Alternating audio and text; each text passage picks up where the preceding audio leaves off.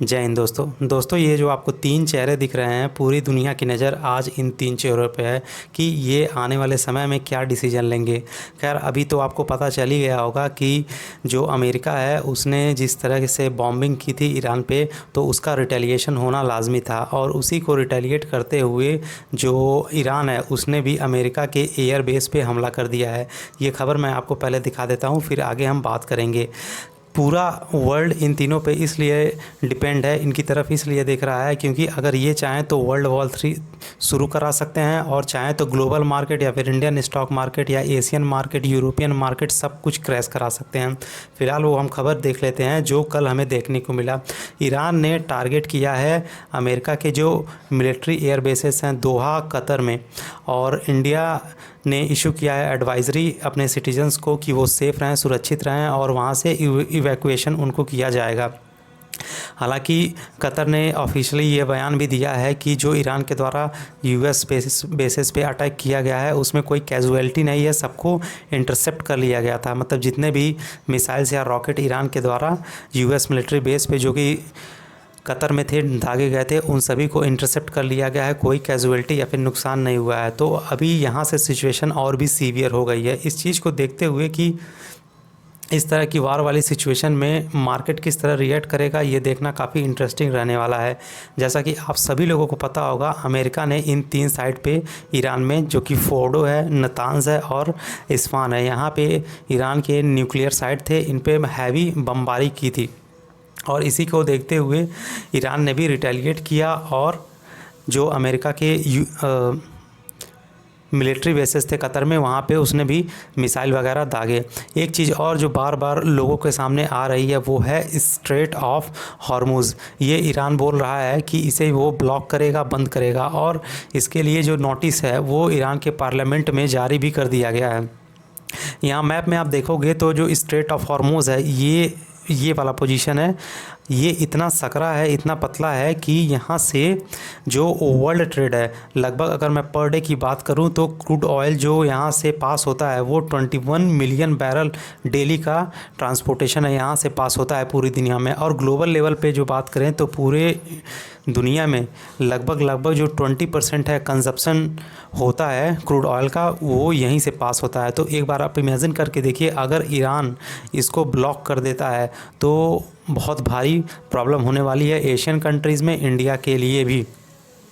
खैर इंडिया के लिए कितना प्रॉब्लम होगा ये भी एक बार देख लेते हैं।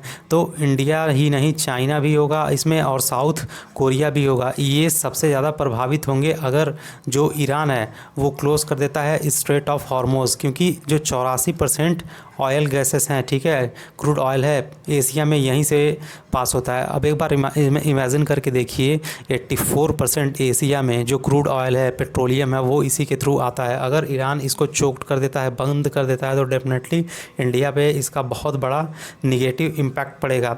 स्पेसिफिकली अगर मैं इंडिया की बात करूं तो जो इंडिया है वो हाईली डिपेंडेंट है इस स्ट्रेट पे, क्योंकि 2.1 मिलियन बैरल का जो क्रूड ऑयल है इंडिया का पर डे की मैं बात कर रहा हूँ, यहीं से आता है और कोई रास्ता ही नहीं है। और लगभग 53% इंडिया जो इंपोर्ट करता है ऑयल वो मिडिल ईस्टर्न कंपनी से या फिर जो कंट्रीज़ हैं वहाँ से आता है। 2025 का ये डेटा बता रहा है। तो अगर चीज़ें एस्केलेट होती हैं तो सिचुएशन और भी भारी होगी और भी भयानक होगी। यहाँ पे एक बार हम जो इंडियन स्टॉक मार्केट के इंडेक्सेस हैं उसको भी एक बार हम देख लेते हैं। ये कल का है 23 तारीख को।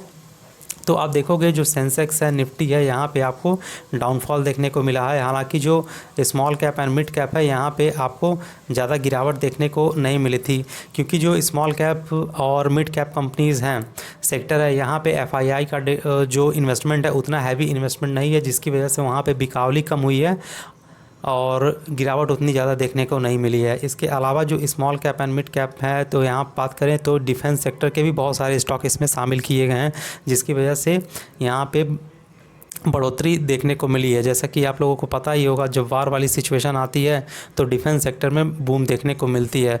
लगभग 8 से 10% का ग्रोथ देखने को मिला था डिफेंस सेक्टर में, जिसकी वजह से ये small cap and mid cap में भी आपको यहाँ बढ़ोतरी देखने को मिली है। तो मोटा मोटा कहना यही है कि India, China, south Korea definitely अगर स्ट्रेट ऑफ हॉर्मुज़ ब्लॉक होते हैं तो इससे इम्पैक्ट होगा। और खैर आगे देखना है कि जो अमेरिका है वो किस तरह ईरान को रिस्पॉन्स करता है, क्योंकि ये तो 100% है।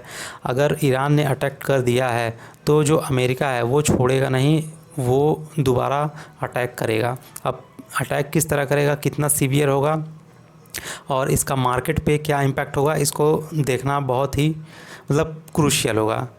खैर ये जो ट्रंप साहब है, खamenei साहब है, और ये जो इज़राइल के प्राइम मिनिस्टर है, पूरी दुनिया की नज़र इन्हीं तीनों पे है। अब ये जो भी डिसीजन लेंगे आने वाले मार्केट को ये डेफिनेटली प्रभावित करेगा। तो आई होप आज जो कुछ भी था खबर में मैंने यहाँ पे आपको एक्सप्लेन कर दिया, और इसी को देखते हुए मार्केट के बारे में भी यहाँ पे बताना चाहेंगे कि डेफिनेटली मार्केट में आपको गिरावट देखने को मिलेगी। अगर आप एक ट्रेडर हैं या फिर नॉर्मली आप स्टॉक मार्केट में या फिर म्यूचुअल फंड में या फिर ETF में ट्रेडिंग वगैरह या इन्वेस्टिंग करते हैं तो थोड़ा सावधान रहिए, सतर्क रहिए और सोच समझ कर डिसीजन लीजिएगा। तो फिर मिलते हैं नेक्स्ट वीडियो में, तब तक के लिए जय हिंद, जय भारत।